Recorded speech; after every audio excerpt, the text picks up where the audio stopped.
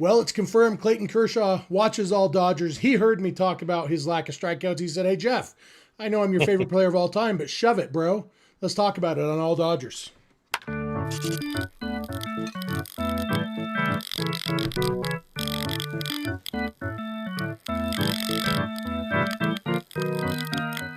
Hey, Dodger fans, coming at you live from my basement in Pleasant Grove, Utah, and Clint's home in beautiful La Puente, California.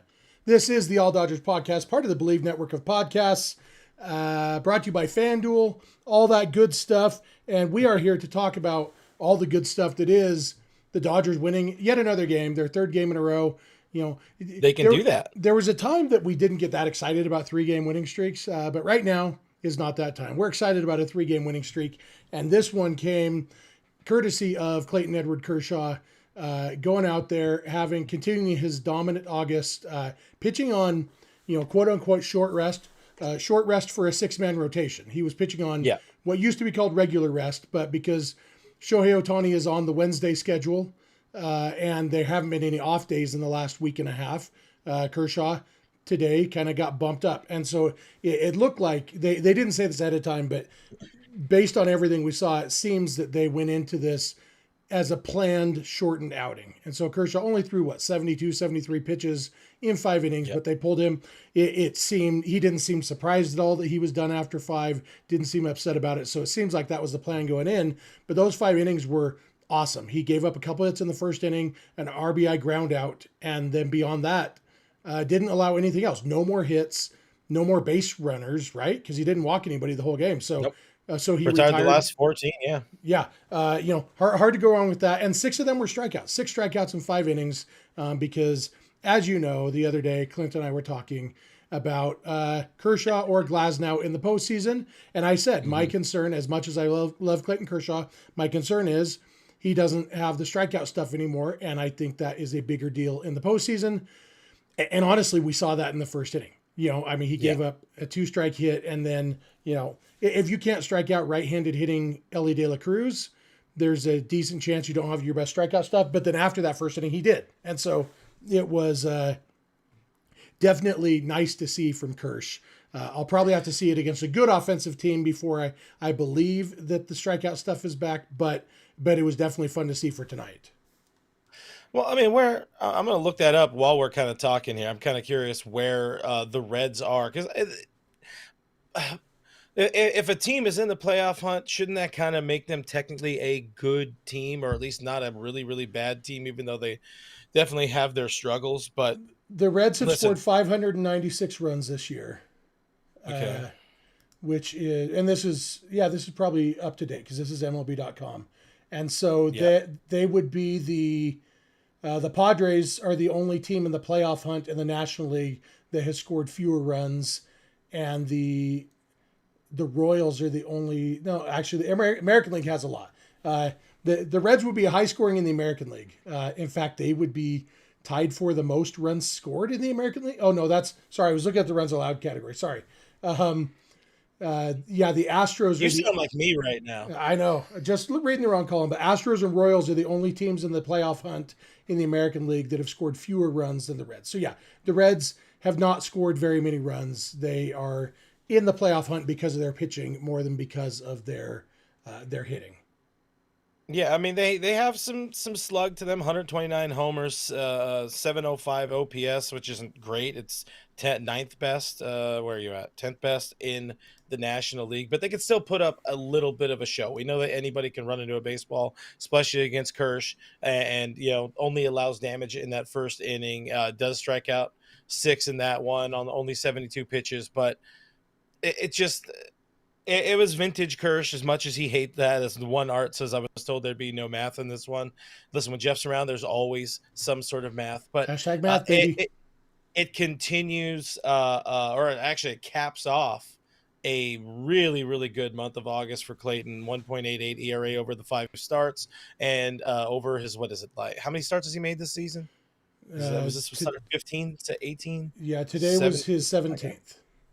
Well, over his last 16 starts, has a 2.67 ERA. Like I said, on Dodgers territory, to set it a different way, he has been very good, very consistent. Arguably the most consistent pitcher in that Dodgers rotation this year, and he posts every fifth day, every sixth day, whatever the team needs that week. He goes out there and he does it, and he gives the team a fighting chance to win a baseball game. And again, that's where I get back into that argument. Glasnow, yeah, he's got the stuff, but when it comes to put up or shut up, um, Yeah, and honestly, after we talked Kershaw's last in time, there. I think our disagreement mostly comes down to different assessments of Glasnow more than about Kershaw. Like, I'm not going to say anything bad about Kershaw ever in my entire life.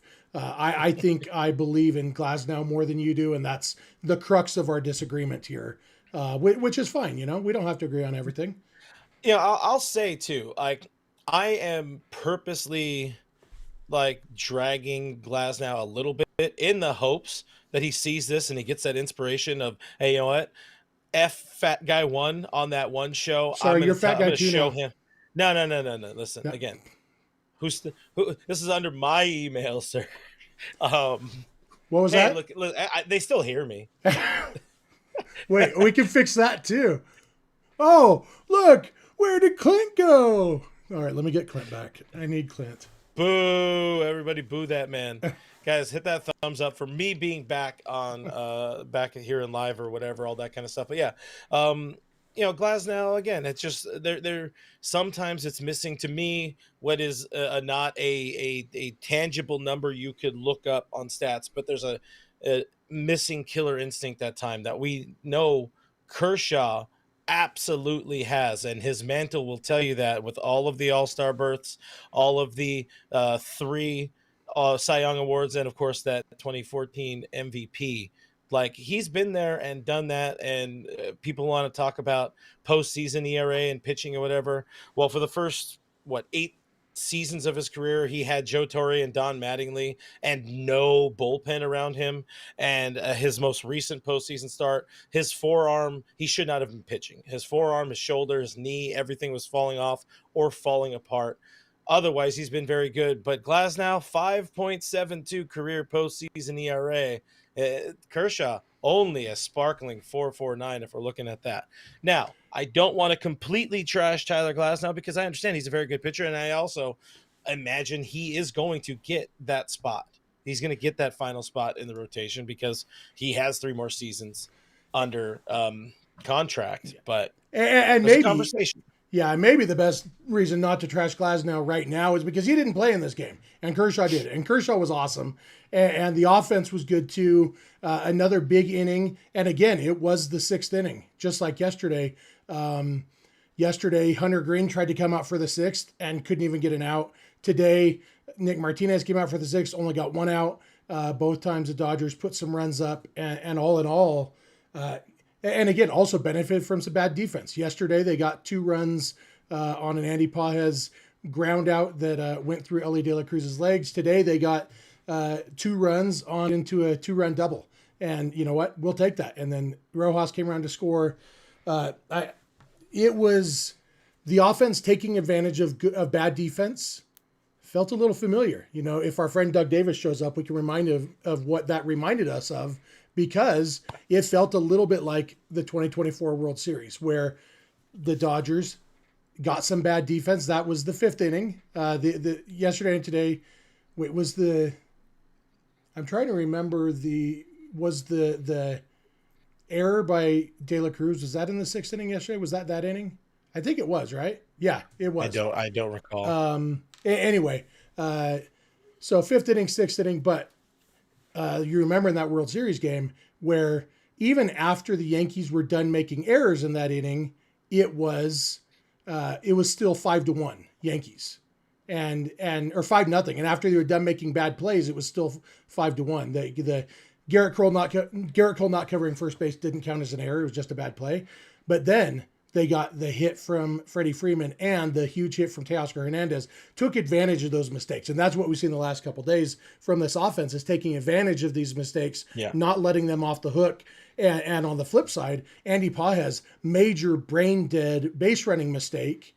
And the Reds let him off the hook, or you could say the Dodgers got him off the hook. One way or another, it ended up not affecting the score at all, which is good news for Andy Pages. Still needs to fix that. We've seen him make major improvements in his game, so maybe this offseason he just spends the whole time practicing running the bases, or at least studying videotape of good base runners. But all in all, the Dodgers offense these last couple of days has really shown up and looked like a team that knows how to hit the ball. Yeah, we're seeing that people might be, we might be having some audio issues. Apparently, somebody's internet is being a real jerk off for us tonight. So we do apologize. But yeah, that is when the Dodgers are right. What you're talking about, capitalizing on mistakes, that is what this offense does. And that's where I think for the better part of the last almost 2 months, they haven't done that as well. And we all haven't been enjoying the team as well. So you play bad teams, capitalize, take advantage.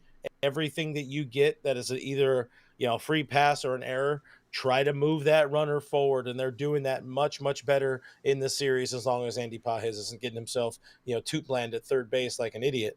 But what we're seeing, I love. That's what you want to see this team do, and just keep doing that. You have 30 more games now, 29 more games to just keep doing that. Beat teams when they give you the opportunity to do it. Yeah, absolutely. Apparently it's your audio too, which probably means it's my it's on your end, I would imagine. On my end. It's You're funny. streaming it. Some people say it works for them and we can hear each other just fine.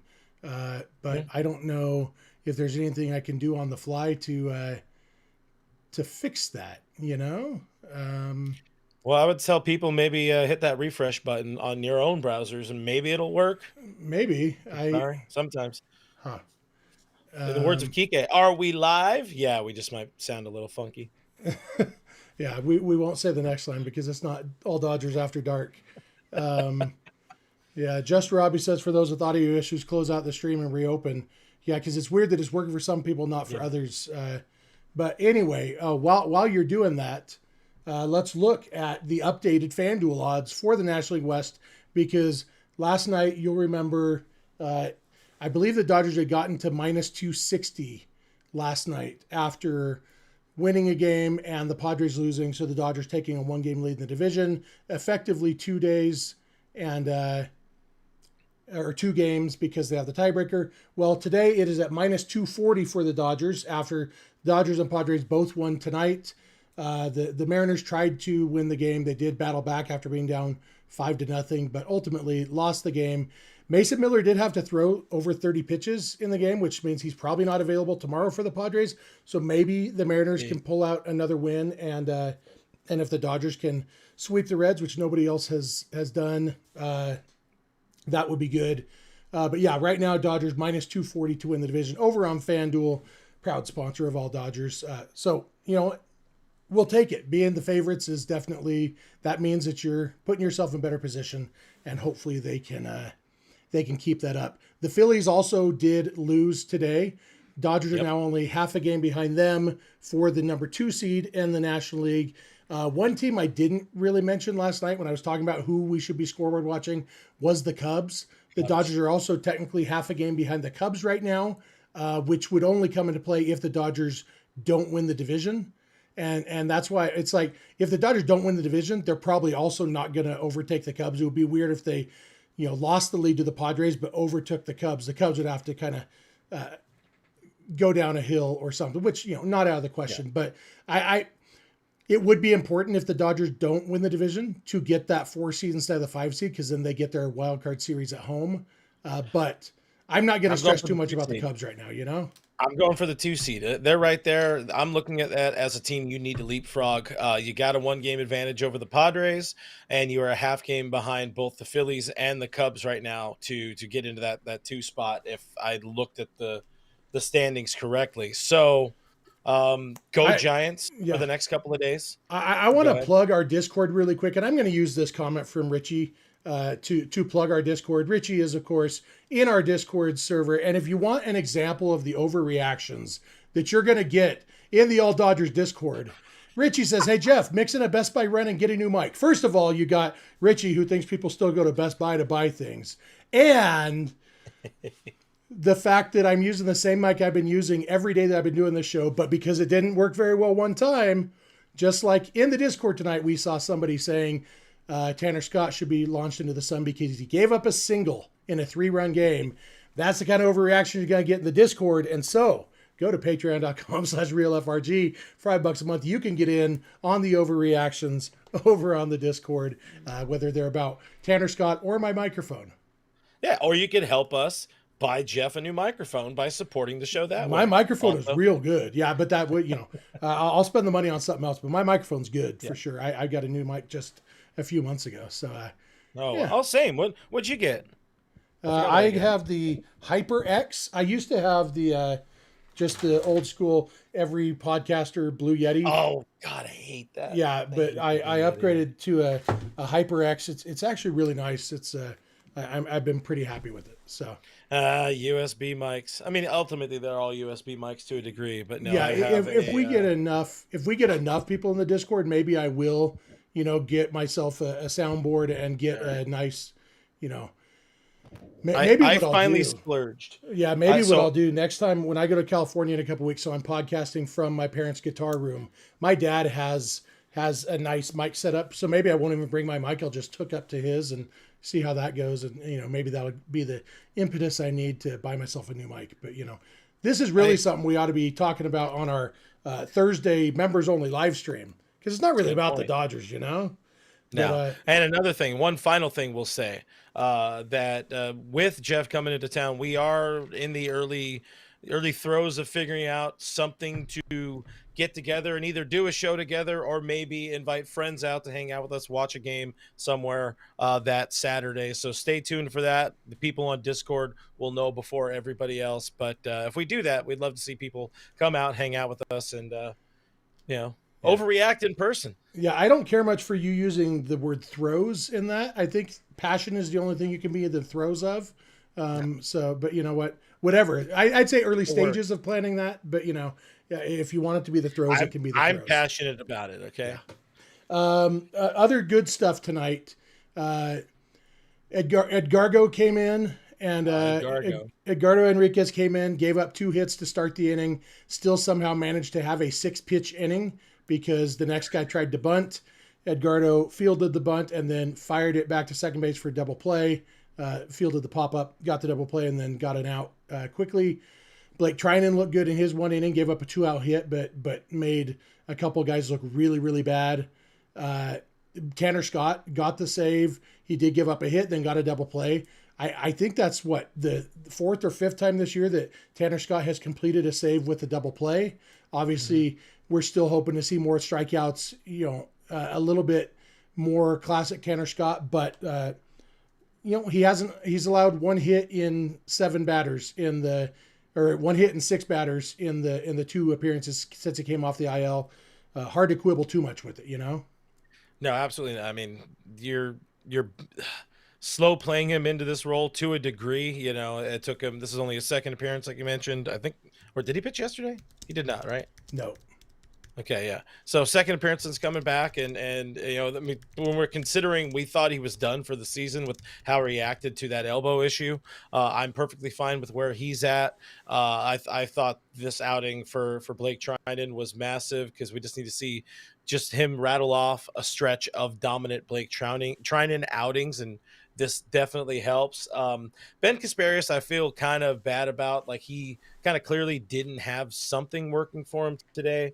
But that was only the 2nd time he allowed an earned run over his last 13 games. And then he struck out the next 3 batters. Like he found it. And so it was nice to see him find it, because now he goes into his next appearance with that momentum of, oh yeah, I know I had a couple bad batters, but then I found it and dominated. Alexander Rose in the chat says, can Jeff bring the broken chicken leg Manny? And I am a man of the people.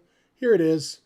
Chicken legs, you would need to bring it whatever we do here. You got to pack that with you in the car. Oh, but what if it gets damaged? Yeah. I have another bubble here that if you were watching Clint and Alana over on Dodgers territory just a minute ago, this is the one that Clint said he would cut a fool for. Yeah, yeah.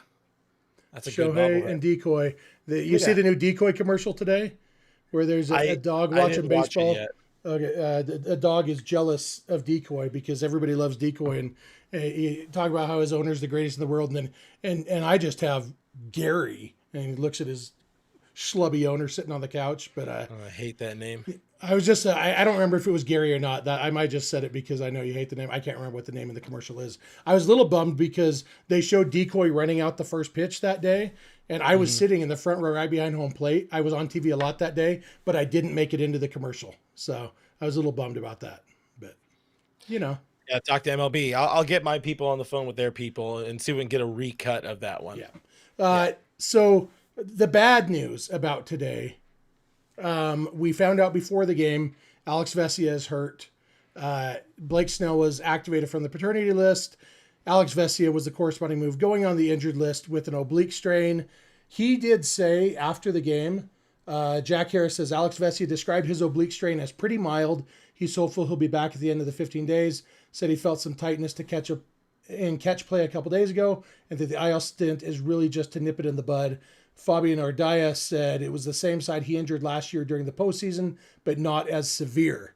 And you remember Vesia missed the NLCS, but then was Now I back. remember. Now you Yeah. remember, but was back for the World Series, and so he missed not even the 15 days that he has to be on the injured list right now. He missed less than that in the postseason with that injury. And so if it's really not as severe as that, because it didn't seem to affect him in the World Series last year. So hopefully he will be back and better than ever. They're kind of at the point bullpen wise right now anyway, where there's nobody just begging to be sent down anyway. So it's not the end of the world to get, Vesia rest, because he's thrown a lot, Yep. and not as overworked, in my opinion, as a lot of people think, but definitely a fresh Vesia isn't a bad thing. It kind of feels like by today's standards, he's sort of overworked because of how much we pay attention to, everybody's pitch usage and how many days in a row and all that. When before you could just go out there and be Mike Marshall and you expected to go every single day because Tommy cared not for your health. We're talking Mike Marshall, Cy Young pitcher, not Mike Marshall, my favorite player as a child, bad offensive player. You were a child? I was once upon a time. But yeah, this also gives other dudes, this gives us more of an opportunity to see more Ed Gargo, what he's going to be about if he's somebody who should be on the postseason roster, which at this point it kind of feels like he's going to be, unless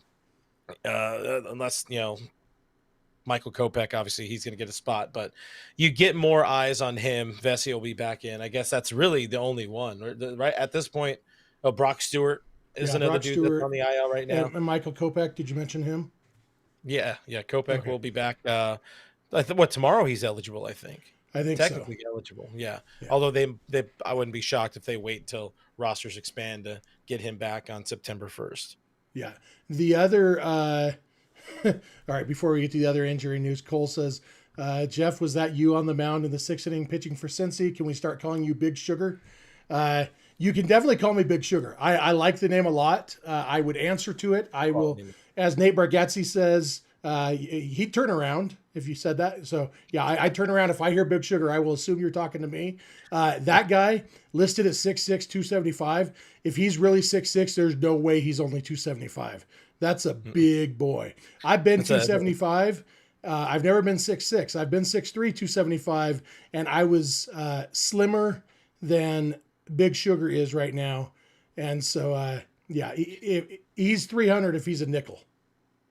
Listen, hey, 6'6", it's just something to strive for. You can get there one day if you just believe in yourself. Yeah. My youngest son is probably going to get there. He's already passed me up, the little jerk. The other injury news happened during the game. Alex Call pinch hit for Michael Conforto. Got on base on Andy Pages' bad base running. Came around to score on Miguel Rojas' center fielder aided double. But came out of the game with an injury. He did say, according to Fabian Ardaya after the game, Alex Call's lower back tightened up on him. Dave Roberts said, Call told him he's played through worse. Hope is he's still in the lineup tomorrow. Back injuries are never fun. They're not good. Alex Call is not going to play tomorrow. No. But But the fact that it wasn't a groin or a hamstring makes me happy. Even though back injuries are no fun, it's not, you know, a groin or a hamstring, he's going on the IL. You know, a back injury, it could hopefully it's just okay. Take a couple days off. You know, ice it, loosen up. Tomorrow they're going to tell us Alex Cole didn't show up feeling as well as we had hoped. He's still day to day, but we think he'll be back in there on Friday. But he's not going to play today. That's what we're going to find out tomorrow. Yeah, and they already know that tonight. Like this is but downplaying it's a good thing. The fact that it's not a muscle in the legs and instead it's whatever in the back. I think that's a better case scenario. Yeah, I mean, we're at that point in the season where they can do this, like they're doing with Vesia. If this is the postseason, Vesia's in there. Honestly, if this is the postseason, I'm pretty sure Max Muncy was playing through whatever, oblique malady he was going through. But they have the ability to kind of get these guys rested and fully healthy right now. You still have 29 games left. You still have a 1-game lead in the National League West. I think, despite us, mainly me losing my crap last week about how bad the team was playing, my confidence is continuing to grow that they will get the National League West. They will win the division, and they will be one of the top 2 seeds in the National League. I don't think they leapfrog the Brewers, but stranger things have happened. Yeah, and honestly, that doesn't matter that much. The only time that comes into play is if the Dodgers and Brewers play in the NLCS, who's the home team, and which is, home field advantage would be great, but I'm not stressing about that. The first round bye is definitely the most important. We do have a super chat, $4.99 super chat from Nicole Taylor. Jeff should auction off the newly modded and improved Machado bobblehead for the Mike Fund at some point. I'm thinking about this, Clint. You and I could each autograph one of the chicken legs, and I do want to ruin it more. Yeah, I mean, it's already got Manny Machado on it. It's as ruined as it's going to get. That's fair. And so, I think the only way to possibly salvage any value from a Manny Machado Dodgers bobblehead is to tear his head off, and then you and me both autograph the chicken legs. So, you know what? We'll see. That's what is that? I'll leave you with this because I got to obviously still do some post production on the Dodgers Territory show. But I'll leave you with this. This is a great clip from Conan O'Brien back in the day. Late Night with Conan O'Brien. He's in the Yankees clubhouse, and this is when Darryl Strawberry is a Yankee, and he's going through all the mail, and he's like, Darryl Strawberry, IRS, Darryl Strawberry, IRS, and it's like, oh, look at this. This kid wants an autograph. Tell you what I'm going to do. I'm going to sign it. So that's kind of what I had in my head while you were going through us signing Manny Machado's legs. And if anybody knows that Conan reference, I'm proud of you. Yeah. My only old school Conan reference is, remember that old in the year 2000 thing? Year 2000. Really, higher. It's up. It's I can't go higher. I'm a man. I remember one of them said in the year 2000, they'll discover the plates that the 10 Commandments were on, and discover because all of the eyes are dotted with hearts that God is a 10-year-old girl. That's the only thing I remember from old school Conan O'Brien. So that was probably 1998. So maybe no 97 probably. But anyway. Working man's pool. But as I leave today's show and you'll hang out, you guys make sure you hang out with Jeff for another few minutes, 10 minutes. Let's see if Clint can make this departure less than 20 minutes long, and unlike the last time we did this. Listen, keep me to a Richie voicemail on this one. I'm tapping out the full 3 minutes. So going on, Richie. Love that guy. Nice dude. Happy birthday. Belated birthday again. Even though we just wished him happy birthday over the weekend. But guys, subscribe to the channel if you haven't already. Like the show. All those things really help us out. I think we're at like 50 likes, 48 likes in the episode. Let's try to get this to 100. Helps us out in the algorithm. And the more you help us out in the algorithm, the more it lets us do more content for you guys. We appreciate the support, and we want to keep going, keep doing more better stuff to upset Jeff and his English degree. English exists for communication. As long as it's not hindering communication, I'm fine if you want to sound stupid. Well, on that note, I'll see you the next time I'm on. And don't forget, members only live stream Thursday. We'll be here. Get used to it. All right. Finally, that guy's gone. Yeah, screw that guy. Yeah, and we're probably not going to go too much longer here. It is just me the rest of the way, though. But, this game, like I said, Clayton Kershaw was a star. Will Smith's home run was fun to see. He hadn't hit a home run in a while. And Will Smith hitting home runs, just to the right of center field. It's one of my favorite things. It always reminds me of his home run in 2019 against the Rockies, the rookie walk-off weekend when Smith, Beatty, and Verdugo all hit walk-off home runs for the Dodgers in consecutive games to sweep the Rockies. That's how Smith's looked. It was kind of off the bat. You weren't sure if it was gone, and it just kept carrying to right center. That's what tonight's home run reminded me of. I'd like to see more of that from Will Smith. Obviously, he's been struggling lately, so we would like to see him bust out. The Dodgers defense looked good again today. They didn't have to work as hard as they did with Emmett Sheehan in the game, but still some good defense, no bad defense, which is notable with the corner outfield that we have, what we have going on. It was good. Kike Hernandez came the closest to bad defense. He made a bad throw and Freddie Freeman saved him. But beyond that, just really solid game. And like I said, no walks for Clayton Kershaw, 6 strikeouts. We will take that all day, every day for sure. I'm kind of interested with Clayton Kershaw. He's now at 221 career wins. The Dodgers record is 233. So he's 12 wins away. You figure he's got 4 more starts, maybe 5, 4 or 5 more starts. If he gets 3 more wins, so he's at 224 and he's only 9 away from Don Sutton. I wonder, I don't think, and I've said this before, I don't necessarily think that the Dodgers win record is that high on Kershaw's priority list. He's already, nobody in the world is going to think that Don Sutton was better than Clayton Kershaw. So it's not like it's going to prove that he was the best Dodgers pitcher. No, Don Sutton, even with the most wins, he hasn't been in the conversation for best Dodgers pitcher. He's a Hall of Famer, legitimate Hall of Famer, great Dodger. But Kershaw, when you're talking best Dodger pitcher, it's either Kershaw or Koufax. There is no other answer. And Kershaw's already passed Koufax in all of the important things. So I don't think it's that important to him. But if he's only 9 away after this season, does he come back? Especially, say the Dodgers don't win the World Series this year. Does Kershaw come back next year, try to get, his 9 or 10 more wins to pass Don Sutton and hopefully win another World Series? I still think, Speederbilt, I see him all the time in the Discord. No idea how he pronounces this name, but I know his name's not even Peter, I don't think. But he says, I think as good as Kershaw's pitching, he's coming back next year. And that's definitely a possibility. I really do believe Kershaw is the kind of player who wants to retire on his own terms before he's bad. And right now, I said it last week, we are definitely right now in the era before Kershaw is bad. He is still very, very good.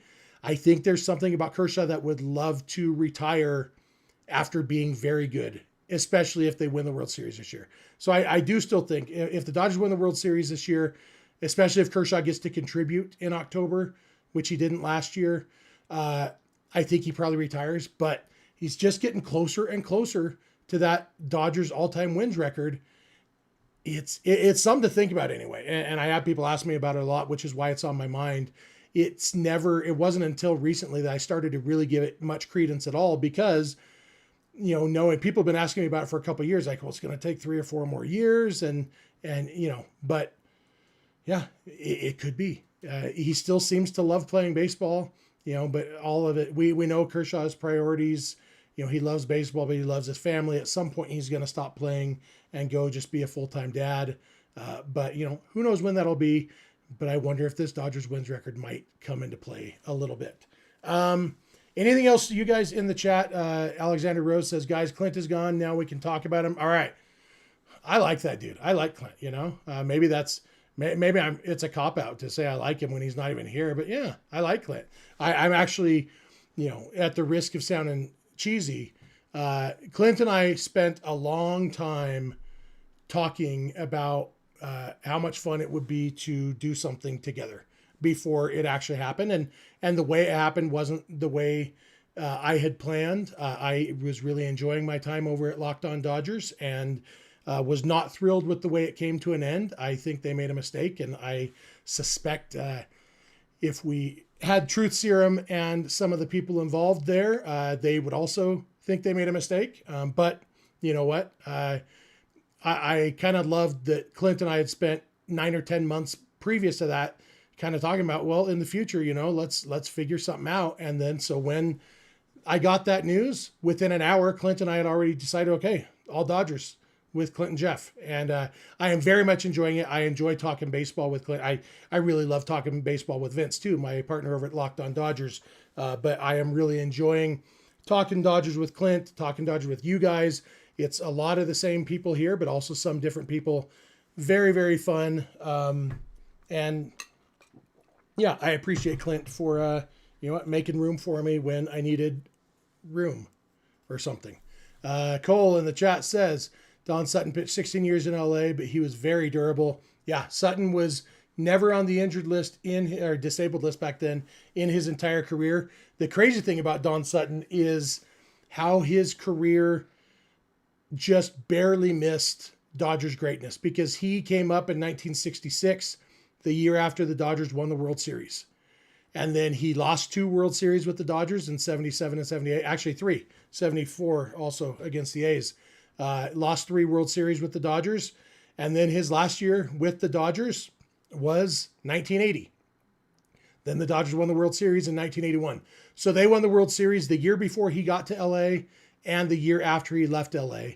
And then he came back in 1988 and got cut in August. And then they went on to win the World Series. So that was Don Sutton's only World Series ring, was 1988. And he didn't even get to play in the postseason. So I do think maybe Don Sutton would be more of a Dodgers legend. He's already a Dodgers legend, but I think it would be even more of a Dodgers legend if his career had started a year earlier, or his career in LA had lasted a year longer, so he could have been part of at least one World Series winning team. But you know what? In the end, Don Sutton, legit Hall of Famer, Dodgers legend, retired number, all those things. And it's not a knock on him to say he's not in the conversation for greatest Dodgers pitcher ever, because Sandy Koufax and Clayton Kershaw both pitched for the Dodgers. And so nobody, there's very few teams that you could be in the conversation for best pitcher in the franchise's history if they had both Clayton Kershaw and Sandy Koufax, because they are 2 of the best ever. Jenny Vega says, we love Jeff. We have the dream team now at all Dodgers. Thanks, Jenny. It's the one art says, what happened to Vince? Nothing happened to Vince. Vince is still around. He's not currently talking about the Dodgers on microphones anywhere, but he's still on Twitter at Vince Samperio. Great dude. Big Dodger fan, knows his stuff. So he is, nothing but love for Vince Samperio for sure. BC says, I guess players that play until they're 40 must hate their kids. I assume BC knows that's not what I'm saying. But every player has different priorities, and I just don't, I don't see Kershaw as the play until I'm 40 kind of guy. And maybe I'm wrong. I hope I am, because like I said, he's my favorite player of all time. But you know what? We shall see. This year, he's doing awesome. The Dodgers are in first place, have a decent chance, according to FanDuel, to win the division. Let's go ahead and update here. After Cal Raleigh couldn't do anything for our Dodgers to beat the Padres tonight, the American League MVP race over on FanDuel, Raleigh and Judge are in a dead heat right now, both at -110. And it's really a 2-man race. The next closest is Bobby Witt Jr. and Jose Ramirez are both at plus 17,500. So it's either Raleigh or Judge. And it's a toss-up according to FanDuel. I think statistically Judge is having the better year, but Raleigh is having the more historic year. And so it is definitely going to be an interesting one. Obviously, in the race that we care more about, the pundits would have you believe it's close. The FanDuel odds do not think it's close. Shohei Ohtani is currently still at -10,000 to win the MVP. Kyle Schwarber's at plus 1,600. You have to click on show more to even get Pete Crow Armstrong's name anymore. He's at plus 20,000 now. There are several people actually. Okay, so Manny Machado's at plus 10,000, and then there's 7 guys tied at plus 20,000, including Dodger Freddie Freeman, who crazily enough is having a really good season. You look at Freddie's stats, as much of a down year as it's been, he's actually having a really good season once again. Hopefully he can stay hot into the off season, or into the postseason. I mean, I don't care if he's hot in the off season. Postseason is what I care about. Might as well look while I'm here on FanDuel. The other awards: Tarek Skubal is at minus 125 to win the American League Cy Young Award. Paul Skeens is at minus 10,000 to win the National League Cy Young Award, and I think that's right. I think he's going to win that pretty easily. Nick Kurtz is at minus 20,000 to win the American League Rookie of the Year. So FanDuel thinks he has that locked up. And National League Rookie of the Year, there is nobody in the minus. There isn't a favorite. The leader right now is Cade Horton, who they don't even have a picture of him on FanDuel. He's at plus 170. Drake Baldwin at plus 185. So yeah, Rookie of the Year is where there's still, National League Rookie of the Year is where there's still a little bit of drama, along with American League MVP. With that said, just looking at the one art says Schwarber doesn't pitch, and yeah, I said on the Discord yesterday, it's kind of funny that Kyle Schwarber's entire MVP case is, can you believe he's almost as good as Shohei Ohtani at some things? It's like the only way Schwarber wins MVP is if voters have Ohtani fatigue, because unfortunately for everybody else in the National League, Ohtani is going to be the best player and the most valuable player, because those are the same thing in the National League. Definitely as long as he's both hitting and pitching. And even when he's just hitting, like last year, he won it unanimously. He's just that good. And maybe we're not seeing Shohei at his best this year. He's not quite as good as he was last year. Still real good though. And hopefully we can get some good stuff from him in the postseason too. The one art says if Will Smith won the batting title, I think he would deserve some MVP votes. Yeah, the things working against Smith are not a lot of plate appearances, and so the overall counting stats aren't going to be as impressive. Obviously, this is all in order to win the batting title. He's going to have to break out of the slump he's in, and some people think it's a second half slump that he's not going to break out of.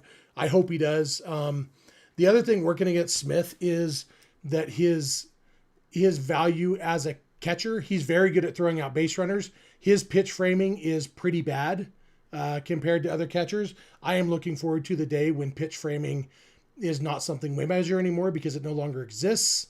But I don't know if that day's ever coming, because even when they do go to the robo-umps, they're probably going to do a challenge system instead of just getting calls right, because nobody listens to me.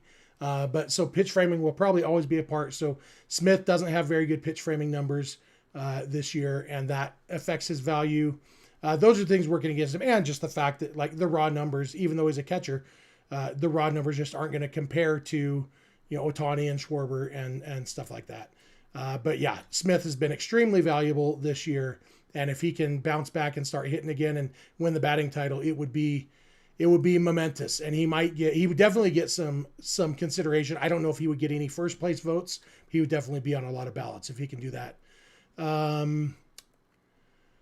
Let's see. Steven Klosno says, did Dave bench Pages after his base running error tonight? No, he didn't. I'm sure that they talked to him about it, and I'm not. I think it's because I'm a parent. I'm not a fan of, oh, you should bench a guy every time he messes up. And yeah, Andy Pages, we're all tired of seeing his base running mistakes for sure. Maybe benching him would have an impact, but right now you're trying to win games. And when you already have 2 bad defensive outfielders in the game, you're not going to bench Andy Pages. I guess by that point they had already taken Conforto out of the game. So you only had 1 bad defensive outfielder in the game, but still, you're not going to take a very good defensive outfielder out of a game that you're trying to win. That's when you sit him down and say, look, we've talked about this. You need to learn this lesson, because this is a base win. Like Nomar said, that you're on second base, the ball's hit in front of you, you stop. That's it. It's very easy to not do what Andy Pages did tonight. So I'm sure they talked to him about it, but it definitely wasn't a benching. Cole says, Jeff, how many prospects and which ones would you give up for Skeens, assuming he were available? That's a hard one for me. And just because I do believe Paul Skeens is going to have Tommy John surgery at some point, relatively soon. I'm just not convinced that the human arm can do what Paul Skeens' arm does without exploding. And it's the reason that Mike Trout never got traded when he was at his prime, because it would have taken, 8 good prospects to get him. And if he's Mike Trout, then it's totally worth it. But if he gets hurt, which he has several times, it's like, wait, we gave up how much for this guy? Anytime you're talking about a trade where you're giving up that many prospects for one person, there's just too much risk involved in the team acquiring the one person, too much injury risk. And when we're talking about a pitcher who throws 100 miles an hour, that injury risk is even higher. So I know that's not the answer you're looking for, Cole, but I can't think of what trade. I would love the Dodgers to get Skeens, but I have no frame of reference to figure out what I would be willing to give up, because there's just so much risk in trading for a guy like Paul Skeens. Especially because right now, starting pitching isn't the Dodgers' problem. It's kind of like what I've talked about with the Padres getting Mason Miller. Like, the Padres bullpen was already great. So Mason Miller takes it from being great to great with, they were great with a capital G, and now it's great with a capital GR or whatever. It's like, yeah, they got better, but that much better. 2 years ago at the trade deadline, when the Angels were thinking about trading Shohei Ohtani, and I made the point then that Ohtani was less of an upgrade for the Dodgers than for a lot of teams, because the Dodgers had JD Martinez at DH, who was already hitting well. So Ohtani would be replacing JD Martinez in the lineup, whereas other teams might have been willing to give up more for Ohtani, because if they had a bad DH, or at least not a very good DH like the Dodgers had, it's kind of the same thing where Skeens right now in 2025, he would definitely help the Dodgers. I would love to, take whichever guy we're worried about, Tyler Glasnow, if it's him, and replace him with Paul Skeens in the postseason rotation. Absolutely, sign me up. But the Dodgers starting rotation is currently strong, and so it's not quite the upgrade. But I do think Skeens will be a Dodger eventually. I just don't know when. Let's see. Manuel says, Steven, what did Pages do this time? If you weren't watching, runner on second, Andy Pages on second, 1 out. Alex Call hits a ground ball to Ellie De La Cruz, and Pages tried to get to third and got thrown out by 10 feet. It was just a bonehead base running mistake. Steven was asking if Pages got benched because Justin Dean was in the game after that. No, Pages was in left field because Justin Dean came in because Alex Call got hurt running the bases on Miguel Rojas' double. So that's why Justin Dean was in the game. And for that matter, that's another reason, as Cole points out, why you couldn't bench Pages in that situation, because you kind of didn't have any more outfield. I guess, yeah, they could have. They could have moved. Yeah, maybe not. I'm trying to think. Had they used everybody? I know they Rojas didn't start the game. He pinch hit. Call pinch hit. Dean came in, and I guess so. Yeah, Dalton Rushing was their only player left. So if they really wanted to make a point, they could have benched Pages and put Dalton Rushing in left field, or put Will Smith at third base and Dalton Rushing behind the plate and Kike Hernandez in left field or whatever. But yeah, the roster situation didn't really allow for a benching in that situation, even if they had been inclined to. With that said, I think that's all that I've got for tonight. This has been a good show, good group here. I know it's late. It's a little more fun when we can go right after the game. But Clint and Alana have lockdown on Tuesday post games, and obviously all Dodgers isn't going to compete with Clint's other channel. So, but good group for hanging up. It's almost 11 o'clock there in LA, and so appreciate you guys being here. Again, please subscribe if you're not subscribed. We're trying to get to 10,000 or 20,000 subscribers here soon. Clint promised we'll do a hatless episode, so you can see what our hair looks like at 20,000. If that motivates you at all for some reason. But more subscribers is always better. So on YouTube, please subscribe if you're not already. If you're listening on the podcast, thank you for listening that way. Be sure you're subscribed wherever you are there. If you are just watching and not listening, do both, do it twice a day. That's the best way to do it. Sound off in the comments down below. Comment section on YouTube is huge. It lasts forever. It bumps the algorithm. So the live chat is awesome, but throw some comments into get that going and come back and reply to people who reply to you, all that good stuff. Thanks for watching. Thanks for listening. We really appreciate you guys. Remember, you can join our Discord by going to patreon.com/realfrg. $5 a month gets you access to our Discord. And speaking of money, Cole, another super chat. $2 super chat from Cole. Says, good job, Big Sugar. With sugar spelled in a very creative way. But as I said, as long as it's not hindering communication, that's okay. So thank you, Cole. Big Sugar signing off. This has been fun talking Dodgers with you guys. And we will do it again. You know what? Tomorrow. I don't know if we'll be right after the game or if we will be tomorrow evening. That remains to be determined. But at some point on Wednesday, we will hopefully be here talking about a Dodgers sweep. So that's it for me. We'll talk to you tomorrow, and bye.